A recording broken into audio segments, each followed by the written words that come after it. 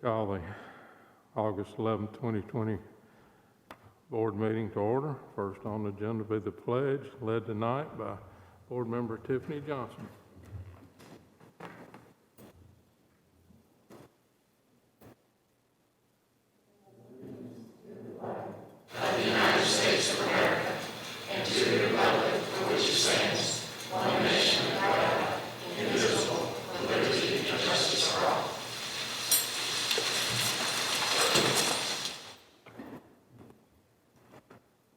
Thank you, Ms. Johnson. Would everybody join us for a moment of silence?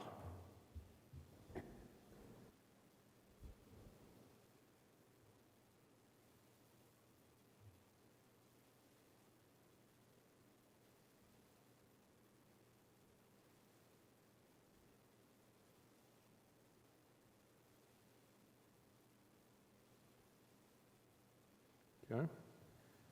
Our next to be approval of the agenda. Have a motion for that? Move to approve. Thank you, sir. Second? Second. Thank you. All in favor say aye. Aye. Opposed? Motion carries. Okay. Next to be consent agenda. So moved. Thank you. Second. Thank you. All in favor say aye. Aye. Opposed? Okay. Visitors, no visitors, correct? Okay, number 7, waiver tenure recommendation. All right, number 7, 2019-2020 waiver tenure recommendation. The following teachers meet the criteria for tenure in accordance with the new tenure law. They hold a valid Tennessee teaching license, have served Rutherford County schools for 5 years or 45 months within a 7-year period, and the last 2 in a regular, not interim position. They've demonstrated an overall performance of above expectation or significantly above expectation on the team evaluation during the last 2 consecutive years of this 5-year period, or have held tenure under previous guidelines and returned to Rutherford County schools and meet the 2-year probationary period and tenure is reactivated.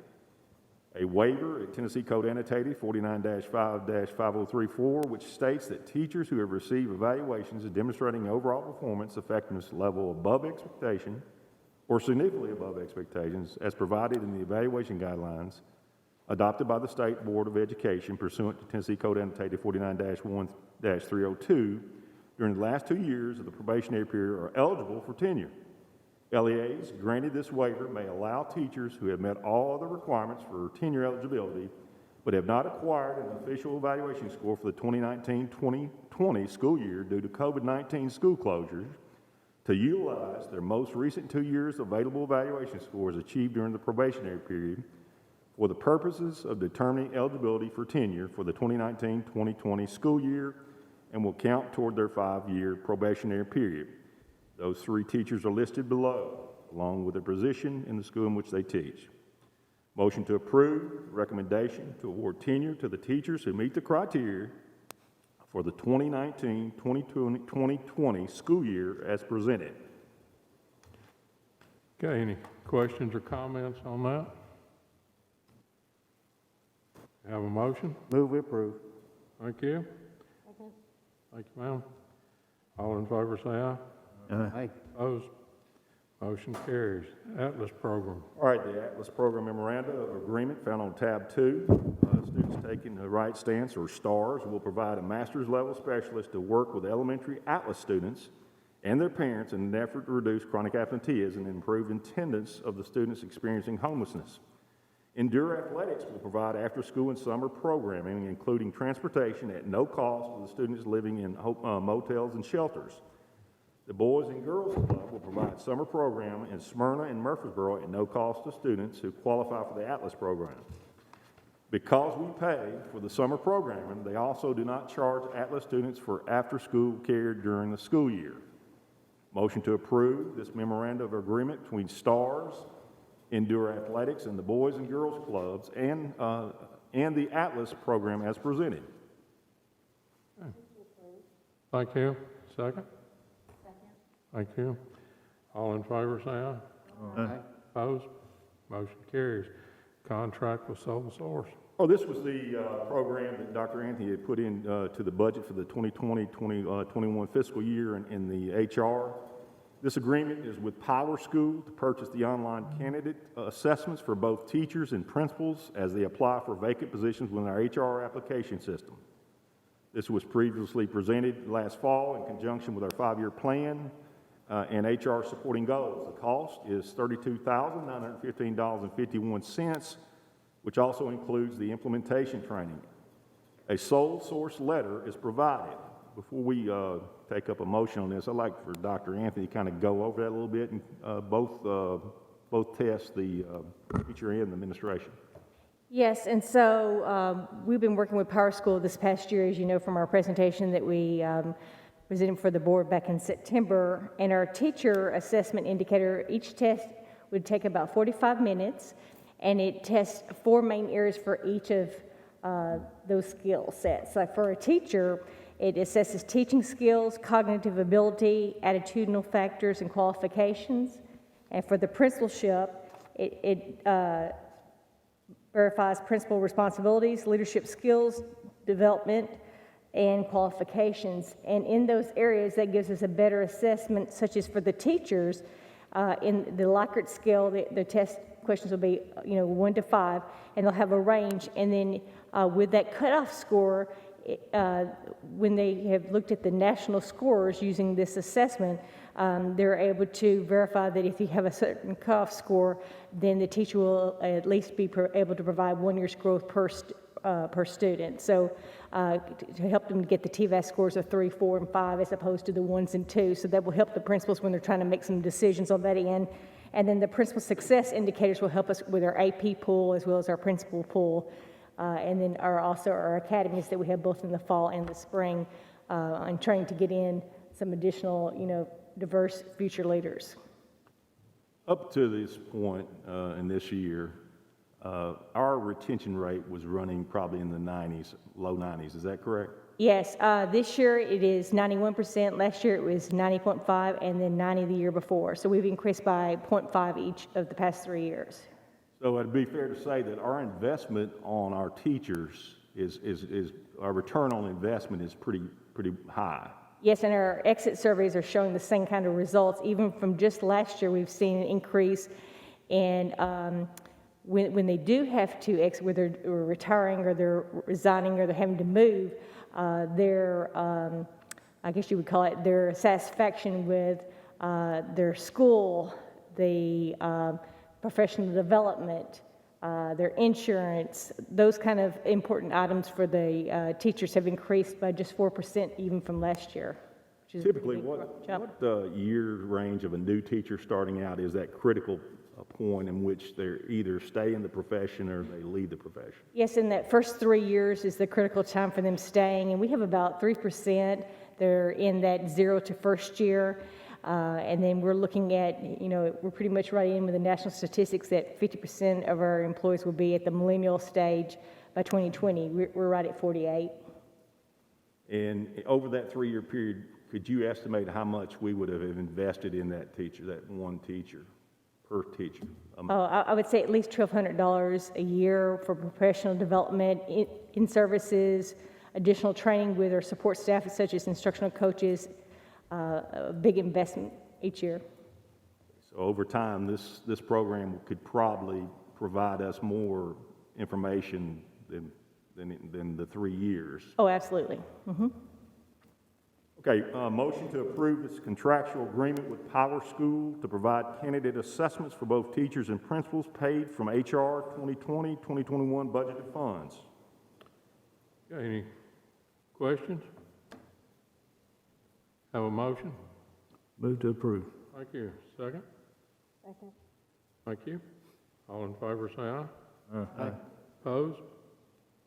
Motion carries. Coordinated School Health Grant. We get through some health grants. Coordinated School Health Grant. Coordinated Health has received a grant in the amount of $180,000 from Tennessee Department of Education to be used for materials and programs that promote and support student and staff safety, health, and wellness. This grant will be managed by the Coordinated Health Supervisor, Jenna Stitzel. Motion to approve the Coordinated Health Grant from the Tennessee Department of Education to be used for materials, programs that promote and support student and staff safety, health, and wellness as presented. Questions? Have a motion? Move to approve. Thank you. Have a second? Second. Thank you. All in favor, say aye. Aye. Opposed? Motion carries. Healthy Students, Stronger Learners Grant. Another coordinated school health grant. Coordinated School Health has received a grant in the amount of $13,000 from the Tennessee Department of Education to be used for materials, supplies, training, and programs that support student physical activity, physical education, and health. This grant will be managed by Coordinated School Health Supervisor Jenna Stitzel. Motion to approve the Coordinated School Health Grant from the Tennessee Department of Education to be used for materials, supplies, training, and programs that support student physical activity, physical education, and health as presented. Questions? Have a motion? Move to approve. Thank you. Second? Second. Thank you. All in favor, say aye. Aye. Opposed? Motion carries. I can lick my fingers and turn the page. Yeah, just don't touch me.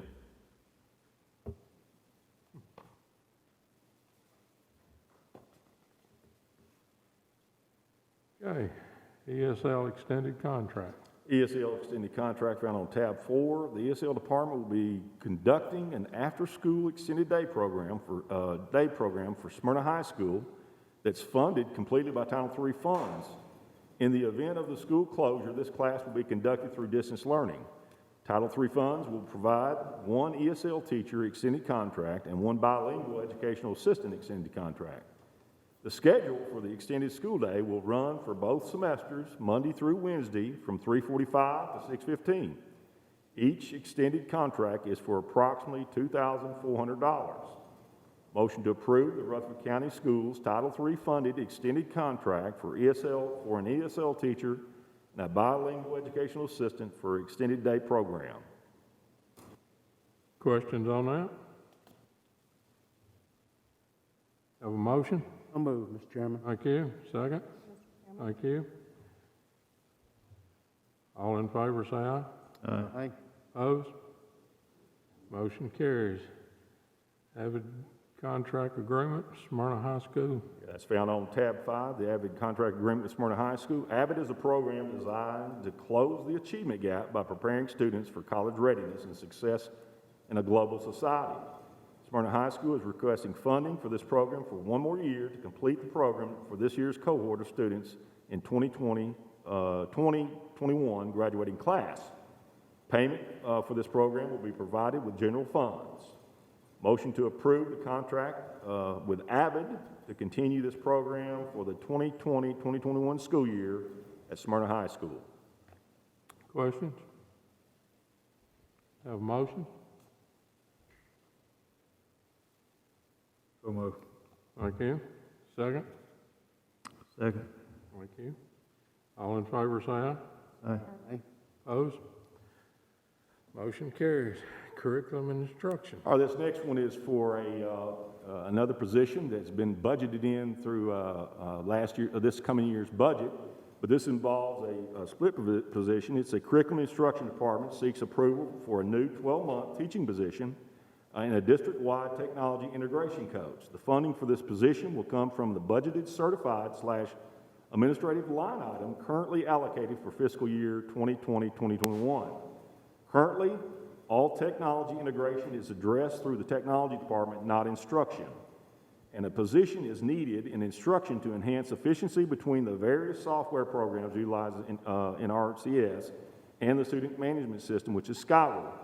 This position will also support schools and parents with troubleshooting with Skyward, online textbook, and software integration. If there's any time in the history of Rutherford County Schools that we need this position is now. We've got over 20,000 kids that are in distance learning, and quite frankly, even when this virus goes away, and it's going to go away, distance learning is going to be a big part, not distance learning, but digital learning is going to be a big part of our, of our curriculum. So I would strongly advocate for this position. I think it's needed. One of the things we've been meeting on, we noticed there is, and it's no fault of anyone's, but there's a little disconnect between technology and instruction. It's got to work seamlessly, and this position will go a long way of helping that along with our attendance. And I will call back to Mr. Bodrick on this. Earlier this year, all of the variety of our student management system and things of that nature have to work and integrate and be put in correctly in order for it to go to EIS, to the state, where we receive funding. Earlier this year, we have a large, I'd say over 9,000 at-risk students that we get funded for, Mr. Bodrick. That's correct. Earlier this year, we got our funding projection back on it, and we noticed we were missing a lot of people. And it wasn't any fault of anyone's fault, but there were some things that had to be done, and of course we had to shut down everything to put additional people onto that task, and we did it, accomplished, and we got our money. But this is the reason why we need something like this. So motion to approve. The motion to approve this district-wide technology integration coach as presented. Okay, any questions? Have a motion? Move to approve. Thank you. Second. Thank you. All in favor, say aye. Aye. Opposed? Motion carries. Rutherford Works Ambassador. A Rutherford Works Ambassador. This is through the CTE department. The curriculum and instruction and the CTE department would like to allocate approximately $15,000 of the Perkins 2020-21 funds to support Rutherford Works Ambassador leads at 22 of our middle and high schools. The purpose of this Rutherford Works Ambassador leads would be to develop the instructional capacity of our teachers, our counselors, our assistant principals within our district to support the Rutherford Works partnership. The leads will be responsible for attending in-person or virtual meetings and implementing the following opportunities at our schools: the work ethic distinction, youth science, work-based learning, industry tours, jump start, job fair, 8th grade career pathway fair, and the ACT Work Keys assessments. The allocations are each participant receives $500 stipend for attendance and participation in professional development sessions, which will be led by Rutherford Works and the CTE Curriculum and Instruction Department. Motion to approve allocating $15,000 of Perkins funds to support Rutherford Works Ambassador leads at 22 of our middle and high schools. Each participant will receive the $500 stipend for attendance and participation in professional development sessions, which will be led by Rutherford Works and the Curriculum and Instruction and CTE Department.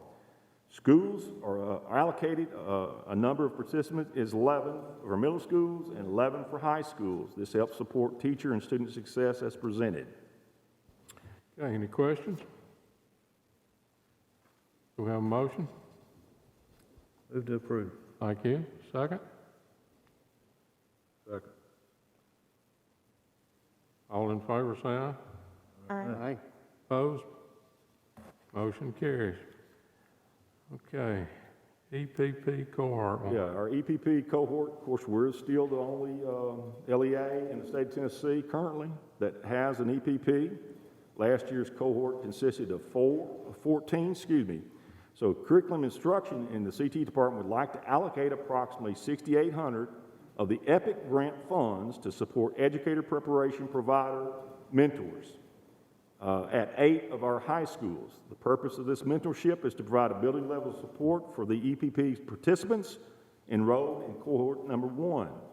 These mentors are responsible for attending the EPP mentor and Tennessee Department of Education Vision of Excellent Instruction Training, a conduction of bi-weekly mentor-mentee meetings and completing mentor reflection forms, engaging all the mentor in dialogues included in the Southern Regional Education Board's Teaching to Lead curriculum, and completing yearly exit surveys assessments of their mentees.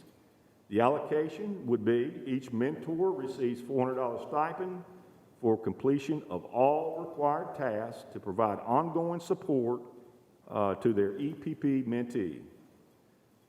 Motion to approve the $6,800 for the EPIC grant funds to support EPP mentors at 7 high schools. Each mentor will receive $400 stipend for completion of all the required tasks to provide ongoing support of their EPP mentee.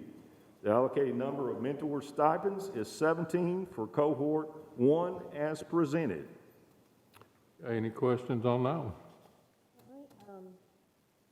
Am I reading this correctly? I'm showing on my agenda that it was 3,600. Am I reading the right motion? Is that on C, cohort 1? Oh, okay. I was looking on down one. Thank you. No problem. Okay, we have a motion. So moved. Thank you. Second? Second. Thank you. All in favor, say aye. Aye. Opposed? Motion carried. EPP All right, this is cohort 2. this year's beginning cohort 2. We have approximately 11 in there. One of the things I like about this, well, it's not the only thing I like about this, but we have our MEP, 2 MEP. Is that correct? Yes, sir. All right, so that's outstanding. We're at Smyrna and Laverne High School. It's going to be a tremendous program. We got two instructors that are come with great qualifications. But CTE is once again asking to allocate $3,600 of EPIC grant funds to support education preparation program provider mentors at these 6 high schools. The purpose of the mentorship is to provide building level support for EP participants enrolled in this cohort 2. These mentors are responsible for attending EPP mentor and Tennessee Department of Education vision of excellent instruction training, conducting bi-weekly mentor-mentee meetings and completing mentor reflection forms, engaging in all mentor dialogues, including in the Southern Regional Board's Teaching to Lead curriculum, and completing yearly exit surveys, assessments of their mentees. The allocations are as follows. Each mentor receives $400 stipend for the completion of all required tasks to provide ongoing support for the EPP mentee. Motion to approve allocating $3,600 of the EPIC grant funds to support EP mentors at 7 high schools. Each mentor will receive $400 stipend for completion of all required tasks and to provide ongoing support for the EP mentee. The allocated number of mentor stipends is 9 for cohort 2 as presented. Questions? Have a motion? Move to approve. Thank you. Second? Second. Thank you. All in favor, say aye. Aye. Opposed? Motion carries. Threat assessment tracking system. Yeah, I'd like for Mr. Cran to come up and talk about this threat assessment tracking system. I think it's a step in a great, where we need to be going, and I think he has someone else he wants to introduce. Good evening, everybody. I'd like to introduce Davola Mormon. Davola is our new lead district psychologist. She comes from Metro Nashville Public Schools and a very experienced lady. I'm going to just give it over to her for a minute and ask her to basically tell you a little bit about herself and her role here. She's split on the grant. The Safe Schools grant's paying for a portion of her work, and SPED is paying for a portion of her work. So, Ms. Mormon. Hello. Thank you, and good evening, everyone. I appreciate this opportunity and definitely look forward to working with everyone here in Rutherford County. I am a native of Rutherford County, alumni of Rutherford County Schools, born and raised here. My children also attend Rutherford County Schools, so happy to be back home. Excuse me, Miss. You can tell them what high school you graduated from. All right. Riverdale High School. Yes. And as Mr. Krim stated, I will be supervising the school psychologist here, but also helping to develop threat assessment procedures and playing an integral part in any type of threat assessments that are done out in the school system. So I'm there to help and to help keep our students and our faculty safe.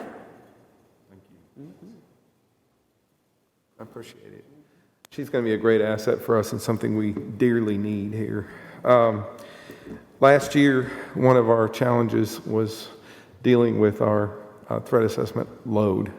As you can imagine, with 48,000 students this year, we've got quite a few that we follow on. And one of the things when I took this job that I identified as a severe need was to come up with some way to track these folks and help our principals, counselors, and other school staff that are involved in the safety plans and so forth that take place to follow up without having to manually do it. We were keeping this on an Excel spreadsheet. One of the biggest things we face is the number of kids that move from one school to another every year, either through transfers or just rising, they're rising to the next school. So I've identified several systems over the last maybe 6 months or 8 months. I looked at EdPlan, which provides our SPED package.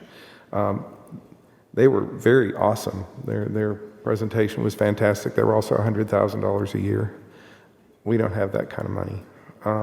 I looked at Navigate, which, as we worked with them a while back on a test program, they were around $100,000 a year as well. And I talked to a proprietary developer. He wasn't so bad. He was estimating we could do this for $50,000 or $60,000 for basically a one-time fee.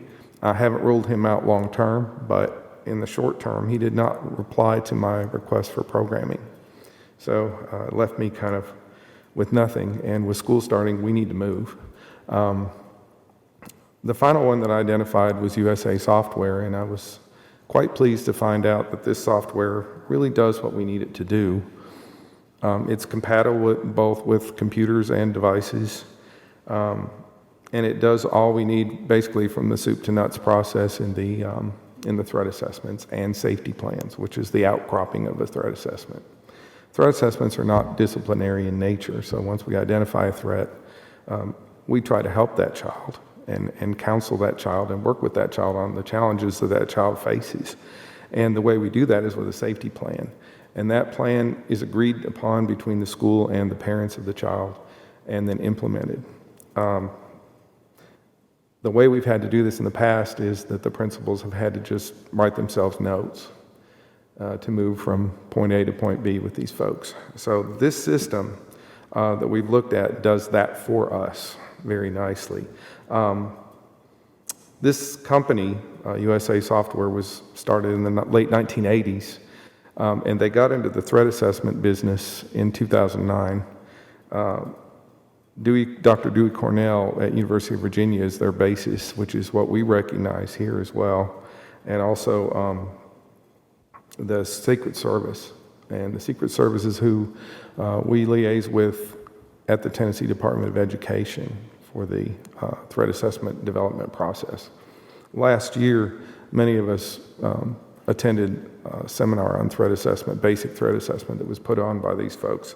So this system basically falls right in line with what we've got to do for the state and provide the state and our students. Talk with their references.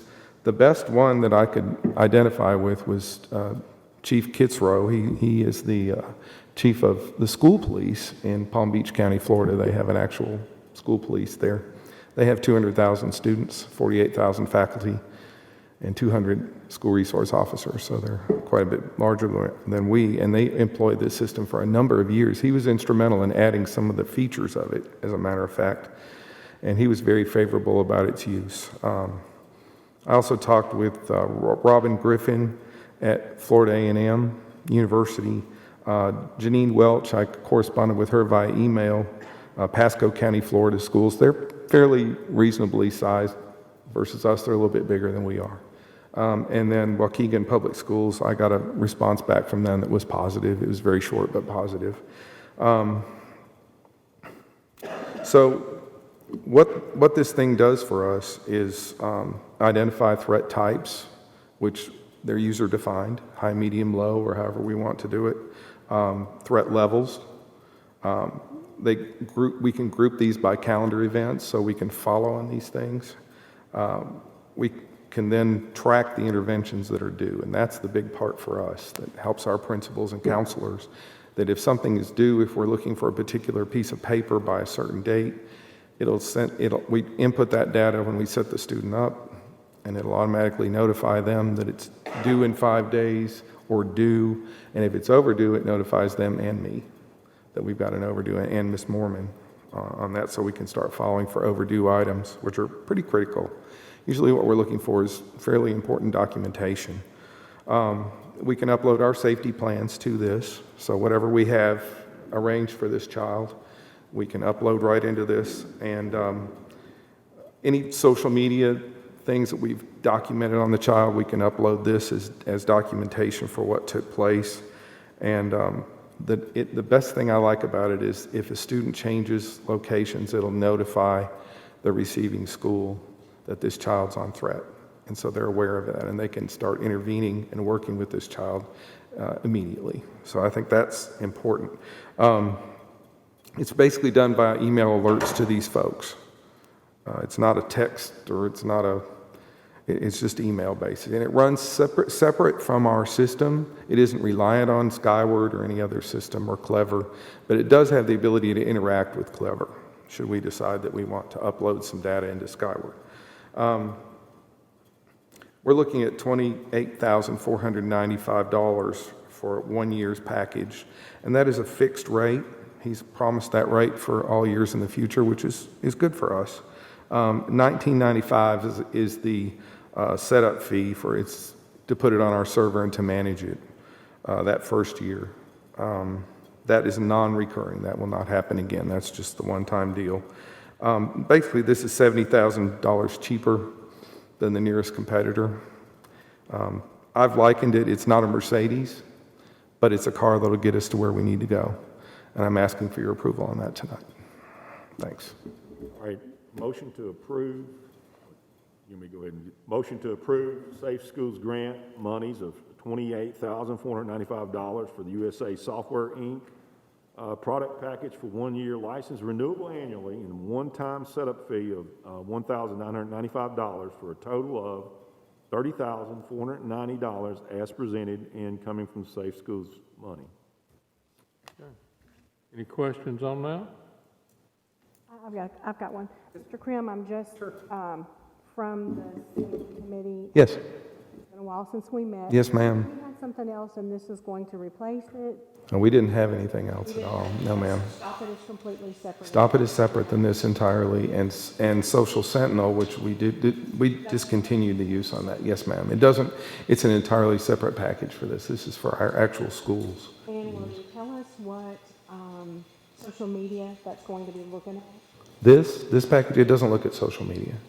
I thought it was within, The social media, it has the ability to upload screenshots from social media. If there's a specific verbiage on there that we're concerned about, and that plays into our threat assessment process, you can upload that data into it and just in a JPEG file, for example. Okay? I was thinking that Yeah. Twitter. No, it doesn't track any sort of systems like that. That would be for like a geofence or something like that. We don't have the ability to do that right now in an affordable method. We'll be unloading our information. Yes, absolutely. Any other questions, y'all? Okay. No other questions? Have a motion? Move to approve. Thank you. Second? Second. Thank you, ma'am. All in favor, say aye. Aye. Opposed? Motion carries. 15, legal. All right, board resolution. The attached resolution is proposed to the board for adoption. This resolution was adopted in Wilson County and shared broadly by the TSBA and would publicly express support for a moratorium on state standardized testing being used for rankings or scoring. The resolution does not dispute the need to test for data purposes and metrics, but rather requests that the state consider holding districts harmless in light of the variety of challenges schools across the state are facing in light of COVID-19. Motion to approve the adoption of the resolution of the Rutherford County Board of Education in support of the moratorium on the state standardized testing for the 2020-2021 school year. You want to read that? It's on On the agenda. anybody have any questions on that? Have a motion? Move to approve. Thank you. Second? Second. Thank you, ma'am. All in favor, say aye. Aye. Opposed? Motion carries. Okay, policy adoption, if you want to, this, what's the second reading? Is this the second reading? This is the first reading for First these reading. policies. All right, the policy changes below are recommended for adoption by the Policy Committee. A, Policy 1.400, School Board Meetings, amended to prohibit board members and staff participating in board meetings from utilizing cell phones while the meeting is in progress to avoid conflicts with sunshine laws. Policy B, Policy 4.700, testing programs, amended to update test names and clarify which final grades are being referenced. C, Policy 6.203, School Admissions, amended to require all families to complete the student residency questionnaire prior to being provided with an affidavit of residency or being denied enrollment to ensure compliance with Board Policy 6.502. This change is recommended by the Department of Ed. D, Policy 6.304, Student Discrimination, Harassment, Bullying, and Cyberbullying and Intimidation, rewritten to clarify the process and definitions in light of Title IX rule changes. E, Policy 6.319, Alternative Education, amend to reflect changes made in the Law, Public Acts of 2020, Chapter 603, and State Board of Education Rule. F, Policy 6.503, Homeless Students, amended to require all families to complete the student residency questionnaire prior to being provided with an affidavit of residency or being denied enrollment to ensure compliance with Board Policy 6.502. This change is recommended by the Department of Ed. G, Policy 3.204, Threat Assessment Team. This policy enshrines the requirements of Public Chapter 394. This allows the creation of a district-level threat assessment team charged with overseeing threats and establishing procedures for management of threats across the district. H, Policy 4.205, Enrollment in college-level courses. This policy acknowledges broadly the acceptance of college-level course as possible grounds for high school credit. This is a TSBA model policy. Motion to approve the above policy changes as recommended by the Policy Committee on first reading. Okay, have a motion? So moved. Thank you. Second? Second. Thank you. All in favor, say aye. Aye. Opposed? Motion carries. 16, financial matters. All right, this is a request for a professional service contract between the Greater Nashville Regional Council and Rutherford County Board of Education. Rutherford County Schools has incurred a sizable expense due to the purchase of additional COVID-19 related cleaning supplies, PPE, and additional food service and maintenance staff costs. This contract between Rutherford County Schools and Greater Nashville Regional Council is for the provision of grant writing and administration for COVID-19 FEMA declared disaster reimbursement project.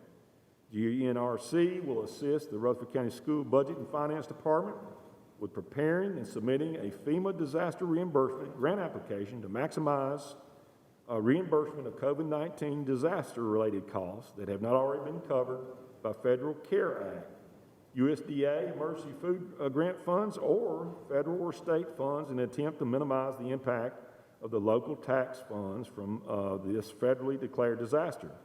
This contract has been reviewed by the Rutherford County Legal Department. Mr. Bowdre, how much does this contract for services cost? It's got Will cost? it's up to $10,000. That's the cap. How much? Up to $10,000 cap with this contract, and they will help us to submit a FEMA grant, disaster grant, for the unreimbursed to date costs dealing with COVID. And as of today at 5 o'clock, I'll be seeking $973,313 of reimbursement, and that will go up. Well, it's safe to say it would be more than pay for itself. Is that right? Most definitely, sir. Motion to approve the professional grant writer contract with GNRC as presented. Questions? Moved. Thank you. Second? Second. Thank you. All in favor, say aye. Aye. Aye. Opposed? Motion carries. Okay. 2020-2021 Capital Projects Budget Amendment Number 1 from Fund 177. Each July 1st, outstanding purchase orders in this fund are liquidated. The funds go to fund balance, which is the fund account 34685, which is committed for capital projects. These purchase orders are projects that had not been finished by June 30th.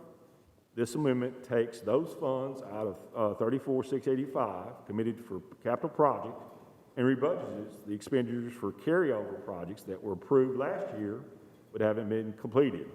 This year, we have $2,295,278.63 in funds to rebudget in our capital fund projects. Motion to amend the 2020-21 capital projects budget fund 177 by reducing account 34685 committed to capital projects by the amount of $2,295,278.63 and by increasing engineering services account 91,300-321 maintenance and repair service buildings account 91,300-335 and other contracted services 91,300 and 399 for a combined total of the same $2,295,278.63 as presented. Questions? Have a motion? So moved. Thank you. Second? Second. Thank you. All in favor, say aye. Aye. Opposed? Okay. Motion carries. All right, this is another amendment from Fund 177 for a project that was carryover. Last year, fiscal year 1920, the board and commission approved and allocated funding for the Daniel McKee school sewer tie-in as approved project to remove the school from the substandard septic system that it had. With a long turnaround time in environmental permitting and planning, this project was delayed, and the final bid was awarded after the unexpended expenditure budget was closed out to the fund balance. This amendment moves funding for this prior approved project from fund balance to the proper expenditure line item. Motion to decrease the fund balance and increase the expenditure line items in Fund 177 as presented to the budget for the Daniel McKee sewer tie-in project. Questions? How much was that? I'm sorry. How much was that? He's getting ready to tell you. Oh, I'm sorry. Approximately 125,000. Thank you, Mr. Dean. Have a motion? Move to approve. Thank you. Second? Second. Thank you. All in favor, say aye. Aye. Opposed? Motion carries. 141 GPS Yeah, amendment. this is our GPS amendment, changes per state, basically moving things around, reclassifying it. This amendment moves $278,715 in already budgeted revenues and $1,108,028 in already budgeted expenditures to the accounts that the State Department of Education has asked us to use. This amendment has no new revenues or expenditures. Motion to approve. Amend the 2021 general purpose school budget by moving $278,715 in already budgeted revenues and $1,108,028 in already budgeted expenditures to the accounts prescribed by the State Department of Education as presented. Okay. Questions on that? Have a motion? Move to approve. Thank you. Second? Second. Thank you. All in favor, say aye. Aye. Opposed? Motion carries. Facilities. Are found on tab 9. We'll start with Holloway High School. Principal Samantha Drayton has requested that a local church be able to paint a mural on the side of the gym.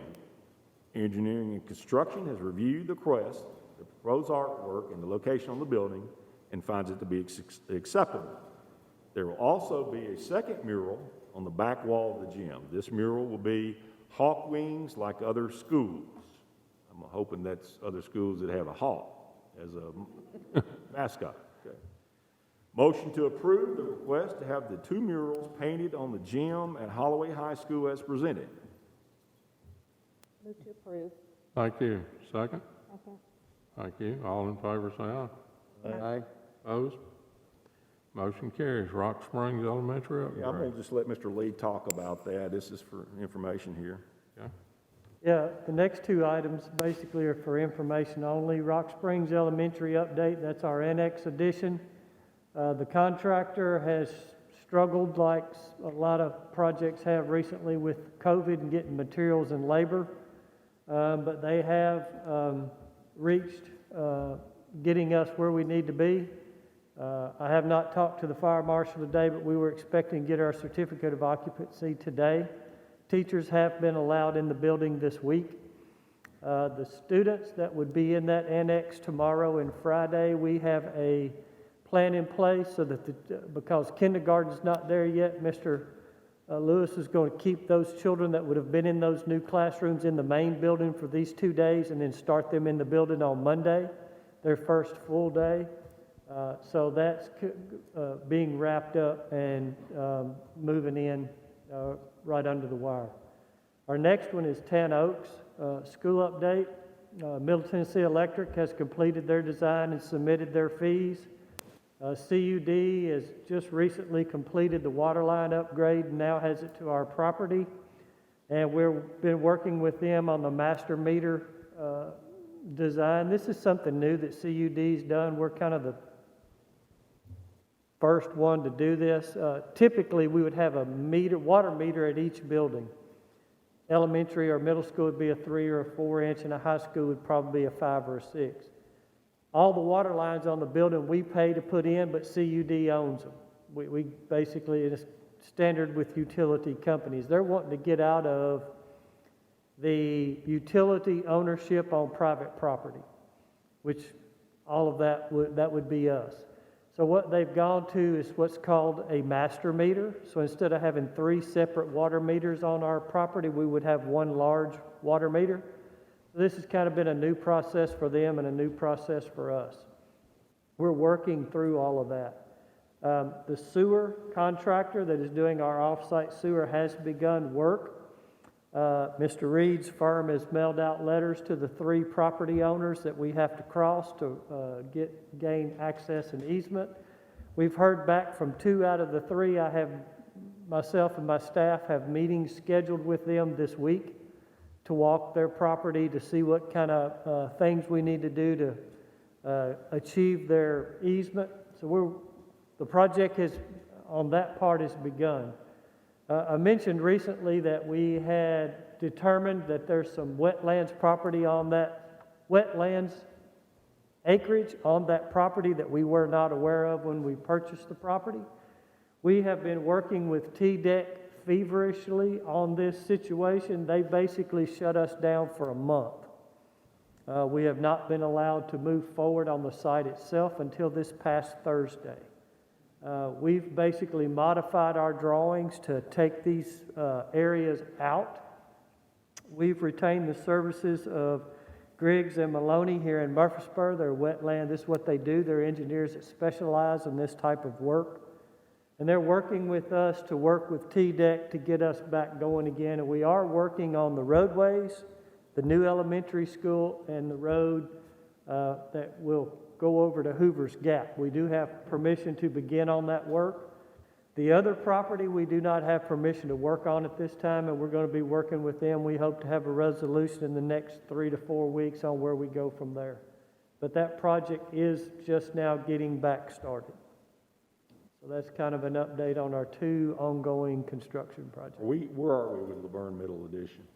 Laverne Middle, they just broke ground on it last week. They've cleared and they've started work on the building pad.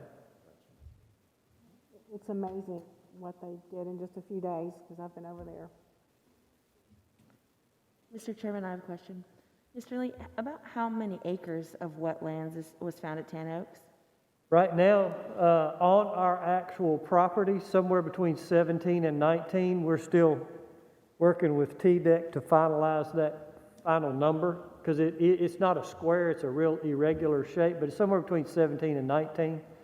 The roadway that goes over to Hoover's Gap, there's some conversation there as to how much is impacted there.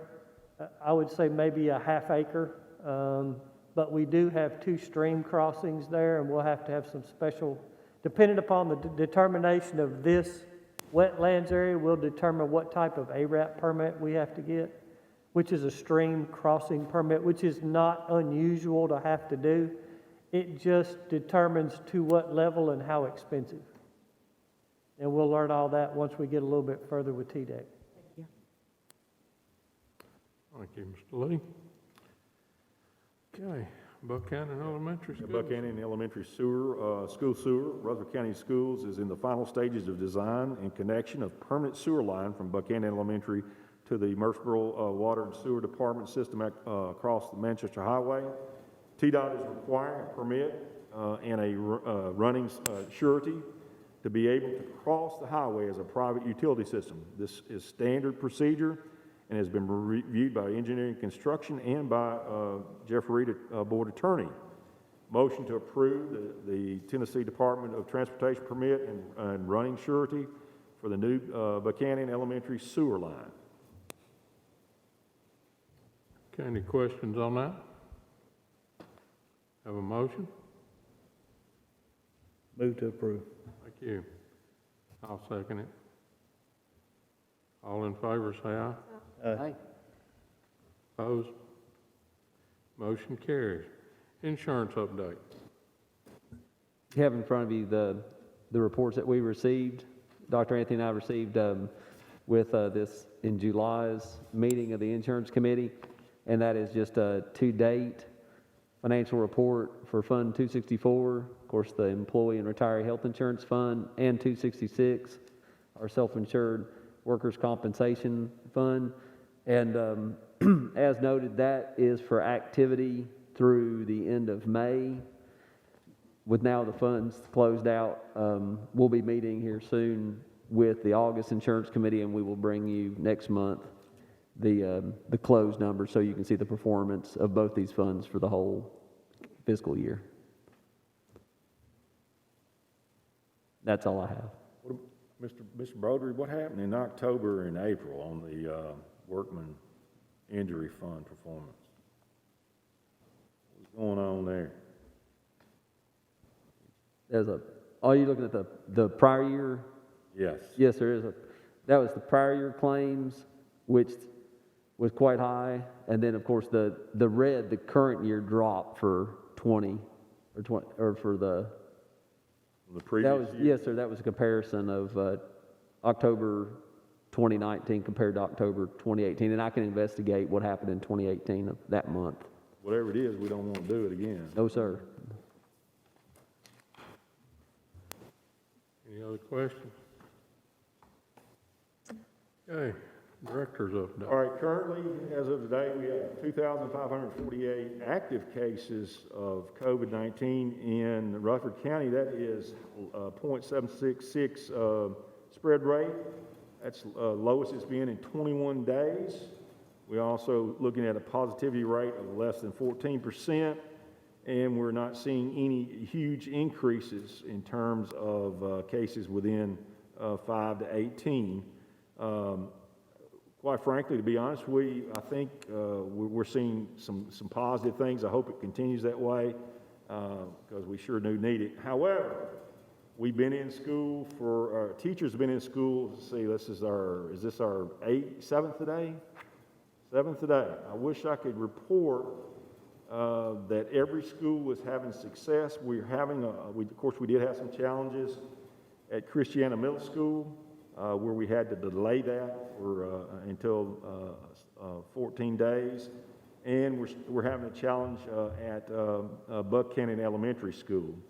You know, one of the things that when we look at the guidelines, and this is one thing I'm going to have to talk to our staff tomorrow, When a person is exhibiting symptoms that are, that are consistent with COVID, of course, we send them home.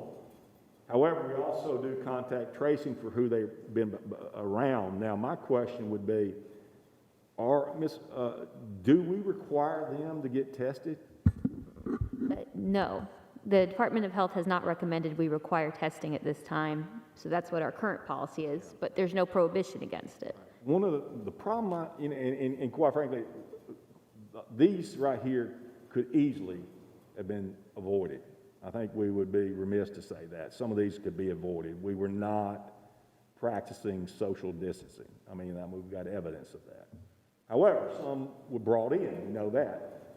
My concern is this: if we continue down the route of no test, but I'm exhibiting symptoms, and we do contact tracing, where the state health department now says contact tracing is for anyone 6 feet or less. In other words, 6 feet is not the sweet spot, according to the state health department. It won't take long for our entire faculty staff to be out if we're not careful. Currently, we're about a little over 3% who are quarantined. And like I said, it's primarily occurring. It's really, I got one school, 148 teachers, certified people in it. One person has quarantined because his wife.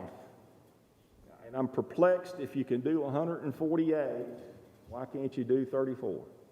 But we're going to work on it, and we're going to get better. I know they got a lot on their plates, and we'll continue working through the process, and we will make sure by come Thursday, Mr. Lee, that tomorrow's Wednesday. Come Thursday, when the student shows up, we're going to be on our game. We're going to do real well, because I'm confident in what our principals and our teachers and staff are doing. That it? That's it. Thank you, sir. Okay, Tennessee Legislative Network, Ms. Johnson.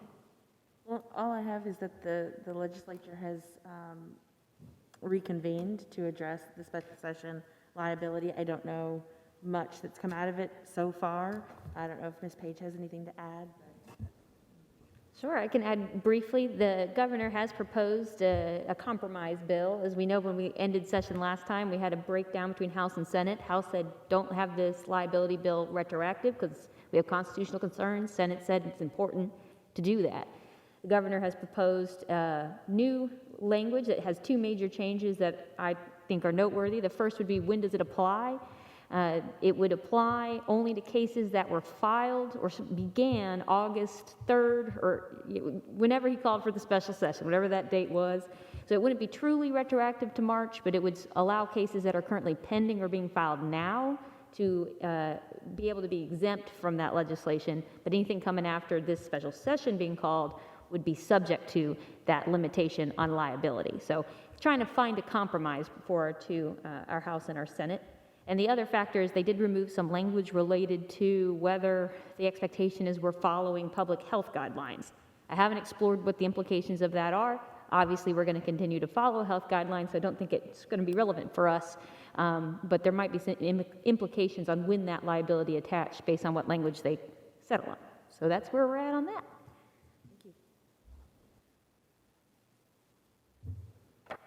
Okay, Federal Relations, Ms. Sharp. Nothing to report today, Mr. Chairman. Thank you. General discussion? Mr. Chairman, I've got few questions, because of course we've had a lot happening the last couple of days, and I guess this first question really for Mr. Spurlock. When you look at like what happened at Christiana Middle and other schools, the standards or the practice that we're using as far as making those determinations and who gets sent home and what the rules and boundaries are, did we come up with that process? Did we use recommendations from any of the health resources, or how did we come up with that? From the state and local health department guidelines. The only thing that I think is, and I just stated it earlier, the only thing that I think that we have to look at, and you or Mr. Reed can speak on this, we've got to have those individuals that are quarantined that have been the person that perhaps maybe potentially spread it actually takes the test. Is there anything that we can do with that? We can always ask our employees to take the test. We may end up in a situation where they ask us to pay for it. There are free options, but I think we've heard, at least it's reported to us, that some folks are waiting probably almost their whole week, 2 weeks to get that. So we would want them to go to somewhere and get that expedited. We have a way now in collaboration with the Department of Health where if an employee gets a negative test, waits a day and gets another negative test, they can come back, but we know that's not practical. So kind of based on what we're seeing already with just people who are symptomatic, but not necessarily concerned that they have COVID, and then the result of that being quarantine, being needed when we're not sure, I'm sure Ms. Winters and I can contact the Department of Health and try to figure out if there's a compromise of how can we get folks back sooner if we feel fairly confident that they aren't positive. We do allow an alternative diagnosis as well. So. One of the things, my concern with that is, okay, they can telework. However, we have to have a sub in that classroom. Now, we're spending how much on a sub? 85. How much does a quick test cost? Dr. Sullivan reported about $30. Not good at math, but I can figure there's a big difference right there. If there's something we can work on, because I can see this really impacting our GP on our what we allocate for subs. I think it was all good intentions, but however, this is got too many tentacles on it, and I'm afraid that it can really push us on some funding issues, and not to mention instructional. Oh, did I understand correctly then? Because I know that's one of the concerns that's come up too from teachers is, with as stringent as these rules are, and Ms. Page is nodding her head, I'm sure she's heard it too, what happens if, you've got someone that gets put out because they've been exposed or what have you, they're not sick, they're quarantined for 14 days, so we are allowing them to work? We are, but if they're not, like, for example, in the Christiana thing, it was leadership. Two of it was leadership, two with guidance counselors and then teachers. You can't run a school without leadership. I mean, it would be impossible with just one person in that position. But we are allowed to telework. However, with the instruction going on, there has to be some supervision for those that are in the classroom. So we, in turn, provide a sub as a facilitator, monitor, whatever you want to call. And so we're investing that part in it. I see that as a bad thing. I mean, and we're going to need some really. Surely we're not the only one that are running into this. I think that's when you're seeing these reports in the news right now, Georgia, things like that, most of those are resulting in following this sort of quarantine pattern. So you're seeing huge numbers, but you're finding out it was only 1 or 2 people who actually test positive. And it's the implications of exactly what you're talking about, Mr. Spurlock. So we definitely want to be conscious of that.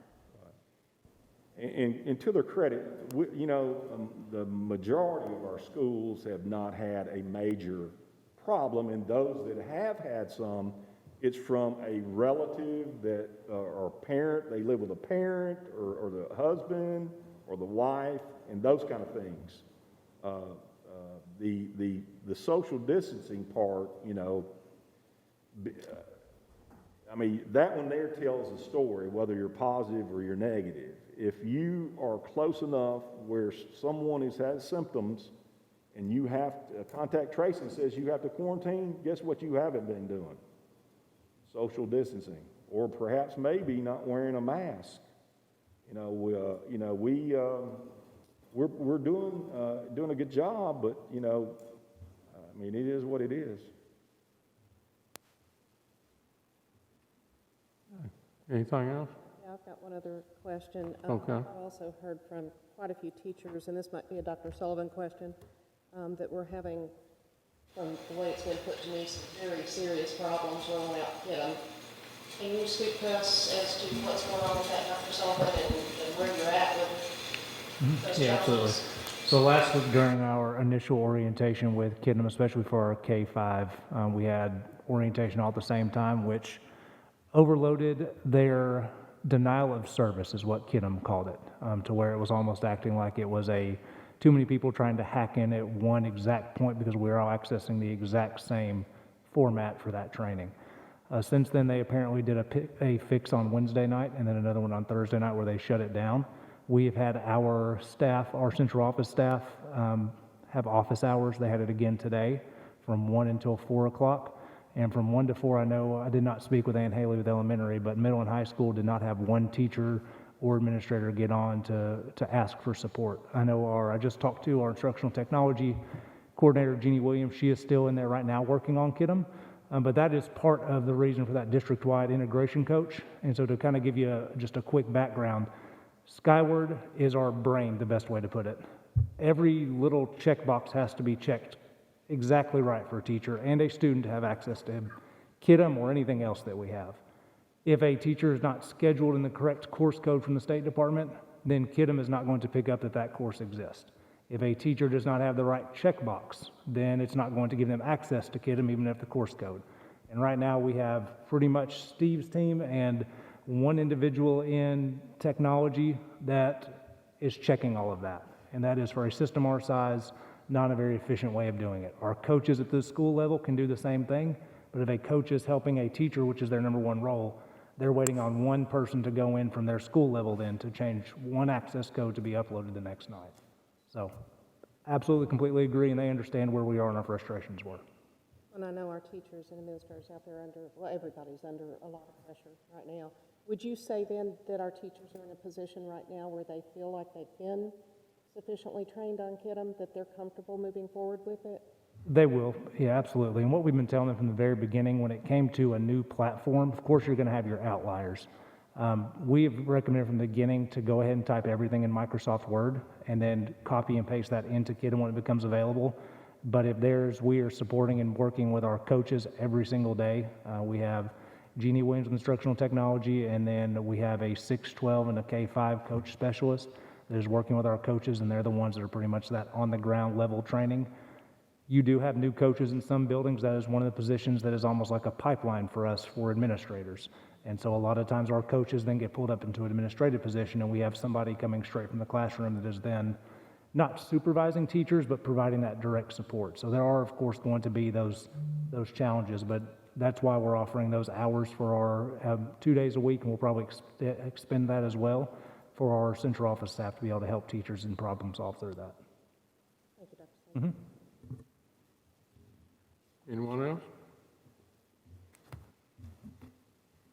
All right, then. I guess I'll get to finish up. Before I go and adjourn, I just want to thank Mr. Hodge, Mr. Jordan for their many years of service to Rutherford County Schools. Thank you, gentlemen.